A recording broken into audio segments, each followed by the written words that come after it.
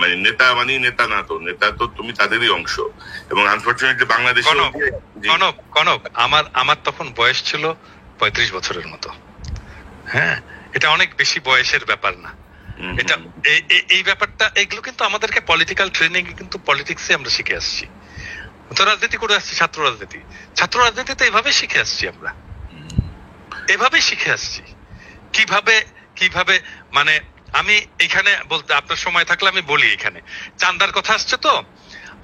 আমি তখন 4th ইয়ারের ছাত্র রাজশাহী মেডিকেল কলেজে, এবং এটা বোধহয় কেউ জানে না, কিন্তু আমি বলে রাখি যে আমি বাংলাদেশের কমিউনিস্ট পার্টির ইতিহাসে সবচেয়ে কম বয়সী ফুল মেম্বার, সবচেয়ে কম বয়সী বাংলাদেশের কমিউনিস্ট পার্টির ইতিহাসে আমার বয়সী ফুল মেম্বার, পার্টি মেম্বার ছিল না। আমি একমাত্র, এবং প্রবাবলি এখনো পর্যন্ত আমি একমাত্র। তখন আমি 4th ইয়ারের ছাত্র, পার্টির ফুল মেম্বার। তো আমাকে ওই সময় 88 সালে একটা বন্যা হয়েছিল বাংলাদেশে, পুরো বাংলাদেশে বন্যা হয়েছিল, রাজশাহীতে বন্যা হলো। আমাকে পার্টি দায়িত্ব দিল যে আমাকে চারঘাট এলাকায় বন্যার ত্রাণ চালাইতে হবে, মানে ওখানে খাবার নিয়ে যেতে হবে, কাপ নিয়ে যেতে হবে, ওগুলো করতে হবে। তো আমি বললাম যে কিভাবে করব? বললো এটা তোমার উপরে। মানে আমি বললাম যে আমার রিসোর্স কোথায়, টাকা পয়সা কোথায়? তোমার উপরে। মানে আমাকে চিন্তা করতে হবে আমি কিভাবে আমার এই করব, আমার এই রসদ জোগাড় করব এবং ওখানে নিয়ে যাব। আজকে আমি বলতে পারি আমার চালানো ত্রাণ কর্মকাণ্ড আমাকে পার্টি থেকে একটা পয়সা দেয়নি, একটা পয়সা না। আমার চালানো ওই ত্রাণ কর্মকাণ্ড চারঘাটের মানুষ প্রবাবলি এখনো মনে করতে পারবে যে ওই মেডিকেল কলেজের একটা ছেলে এসে এখানে এসে ত্রাণের কাজ চালাই গেছে। কিভাবে করছি জানেন? আমি চিন্তা করলাম যে আমি করবো কি, আমার কাছে কোনো টাকা পয়সা নাই, আমি করবোটা কি? তো চিন্তা করে বের করলাম যে আমি যে লোকালিটিতে থাকি মেডিকেল কলেজের আশেপাশে, ওইখানে বাসায় বাসায় গেলাম আর কি, যে বললাম যে ভাই আমি মেডিকেল কলেজের ছাত্র, চেনেন তো আমাকে, আমি চারঘাটে ত্রাণ করতে যাব, কালকে যাব। তো আপনি সকালবেলা যে রুটি বানান না, আপনি 2টা রুটি এক্সট্রা বানান, আমি সকালবেলা আসবো, নিয়ে যাব রুটিটা। তো এরকম বলে আসলাম অনেকগুলো বাসায়। পরের দিন আমি ভাবছি আর কতগুলো এবার রুটি দেবে, 4-5টা বস্তা টস্তা নিয়ে, ব্যাগ ট্যাগ নিয়ে আমরা গেছি করতে। তারপরে যে দেখি ওরে মা, কিসের 2টা রুটি, 20টা রুটি বানায় রাখছে একটা বাসা। হ্যাঁ, কেউ খিচুড়ি ভরে হাড়ি ভরে খিচুড়ি রান্না করে রাখছে, বিশাল ব্যাপার। পরে আমাদেরকে ভ্যান ভাড়া করতে হইলো, ভ্যান আলা আসলো, ভ্যান আলাকে বললাম ভাই আমার কাছে কিন্তু পয়সা নাই। বললো কিচ্ছু লাগবে না ভাই, তোলেন এগুলোর উপরে। ভ্যানে তুললাম, ভ্যানে তুলে চারঘাটের বাসে গেলাম, বাসের উপরে তুললাম সমস্ত ত্রাণের জিনিসপত্র। বাসালাকে বললাম ভাই আমার কাছে কিন্তু পয়সা নেই ভাই। বলে কি করবেন আপনি এগুলো? আমি বললাম ত্রাণ দিতে যাবো। বলে কিচ্ছু লাগবে না, ওঠান আপনি, সব কি কি আছে ওখানে সব তোলেন। চারঘাটের বাসে যে আমাকে নামাই দিল, ওইখানে ভ্যান, একটা পয়সা লাগলো না। মানে মানুষ যখন আপনার যখন নিয়ত দেখে যে আপনি ভালো নিয়ত একটা কাজ করতেছেন, মানুষ আগায় আসে রে ভাই। আপনার যদি রাজনীতি ঠিক থাকে, আপনার টাকার কোনো অভাব হয় না, পয়সার কোনো অভাব হয় না। এরা যে টাকা তুলতে গেছে, এই যে এনসিপি ওই যে অলিগারদের কাছে, দুর্বৃত্তদের কাছে কোনো টাকার অভাব ছিল না। এনসিপি কে আমি এনসিপি কে দিছিলাম, প্রপোজাল দিছিলাম গত রমজানের সময়।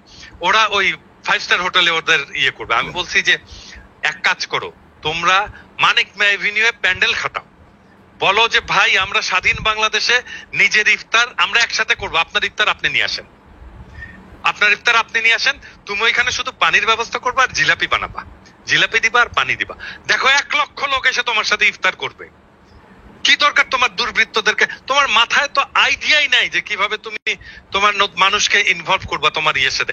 আপনি জানেন আমি বিএনপি কে একটা দিছিলাম যখন খালেদা জিয়া জেলে, ওই সময় খালেদা জিয়া জেলে, তখন রমজান, তখন একজন বন্দির জন্য রোজার হচ্ছে 17 টাকা 62 পয়সা বোধহয় টোটাল বরাদ্দ। তো আমাকে ফোন করছে আমাদের এই যে নিপুণ ফোন করে বলতেছে দাদা এটা কি করা যায় প্রোগ্রাম, আমরা তো একটা ইফতারের আছে।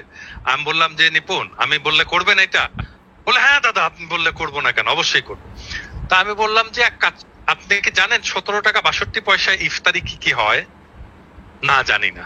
আপনি জানেন না আপনার নেত্রী এই টাকার ইফতারি খায়? ইয়ের মধ্যে বসে, জেলখানার মধ্যে বসে, তা আপনি তো জানেনই না 16 টাকা 17 টাকা 62 পয়সার কি ইফতারি হয়। এক কাজ করে, আপনি ডাক দেন বাংলাদেশের আপনার বিএনপির কর্মীদেরকে, ডাক দেন যে ভাই আসেন, আমার নেত্রী 17 টাকা 62 পয়সার ইফতারি খায়, আমি 17 টাকা 62 পয়সা দিয়ে ইফতারি কিনবো, দেখবো কি হয়, ওইটা নিয়ে আসবো, নিয়ে এসে জেলখানার সামনে বসে ইফতারি করব। দেখেন, আমি বললাম যে আপনার কর্মীরা শুধু ইফতারি নিয়ে আসবে না, আসবে, ইফতারিটা দেখবে, করবে আর কাঁদবে সারাক্ষণ। This are the political program. এইভাবে আপনাকে মানুষকে ইনভলভ করতে হয়, এনগেজ করতে হয়, এবং এটা এক্ষুনি প্রত্যাহার করা উচিত। আসিফ প্রসঙ্গে বলি আর কি, আসিফ প্রসঙ্গে তো আমার ফেসবুকে এসে সবাই আসিফ কিছু করলেই আমাকে এসে ধরে, আসিফ কিছু করলে আমাকে এসে, আপনি কিছু বলেন। আসিফের বক্তব্যটা একটু শুনো নাকি আমরা, হাসির বক্তব্যটা? না, আমি শুনছি, আপনি দর্শকদের জন্য আলোচনা করছে, এটা কিছু মনে করি ভাই। আসিফ কি মনে করেন যে আসিফ গুলিস্তানে যায় খাবে? বললাম এটা হচ্ছে নীলা হোটেল এবং ওয়েস্ট ইন আর কি। আচ্ছা আচ্ছা, আমি একটু বলি, মানে এটা আমার দর্শকদের, এটা ইলিয়াস জানে আর কি, মানে বিষয়টা ইলিয়াস খুব পুরোপুরি জানে ঘটনাটা, যে আসিফের সাথে আমার কি সম্পর্ক এবং আসিফকে আমি কি চোখে দেখি। মানে আসিফ যখন প্যারিসে আসলো আর কি, ওকে যখন আমি প্রথম দেখলাম, ও ছিল প্রথম মানুষ যে এই বিপ্লবী ছাত্রদের একজন প্রতিনিধি। হ্যাঁ, ও যখন আমার সামনে আসলো, আমি এটা বিশ্বাস করতে পারিনি যে আমি আসিফকে দেখতেছি। আমি ওকে জড়ায় ধরলাম এবং জড়ায় ধরে কাঁদতে শুরু করলাম। হ্যাঁ, এবং কান্না, এবং আসিফও ঠায় দাঁড়ায় থাকলো। আমি জানি না আমি কতক্ষণ কাঁদছিলাম, বোধহয় 10-15 মিনিট কাঁদছিলাম। আসিফ ঠায় দাঁড়ায় থাকলো এবং আমার এই কান্নার এটা একটা ছবিও বোধহয় আছে, আমি আপনাকে দেবো, ইলিয়াস কনক। তো আসিফ আমার কাছে হচ্ছে বিপ্লবের ফিজিক্যাল এমবডিমেন্ট, যে আমার কাছে আসছিল, যাকে আমি টাচ করতে পারছি, ছুঁইতে পারছি, ধরতে পারছি, ভালোবাসতে পারছি। তো একটা আমার সাথে, আপনারা জানেন যে আমি খুবই ইমোশনাল মানুষ, এবং সেই অর্থে আসিফের সাথে আমার একটা খুব ব্যক্তিগত ইমোশনাল একটা সম্পর্ক আছে। হ্যাঁ, খুবই ব্যক্তিগত ইমোশনাল সম্পর্ক আছে, এবং ইলিয়াস জানে যে আসিফকে আমি কম বকাবকি করি না, প্রচন্ড বকাবকি করি। মানে এই ছাত্রদের মধ্যে 2 জন আমার বেশি বকাবকি খায়, প্রথম আসিফ আর নাম্বার 2 হচ্ছে হাসনাত। এবং আমি কিন্তু চেষ্টা করি সবসময় যেন আসিফ কোনো ভুল না করে, কোনো মিস্টেক না করে, ওকে কাউন্সেল করা, ওকে শেখানো, ম্যানেজমেন্ট শেখানো। আমি এগুলো ছোটখাটো অনেক বিষয়ে তাকে সাজেশন দিই।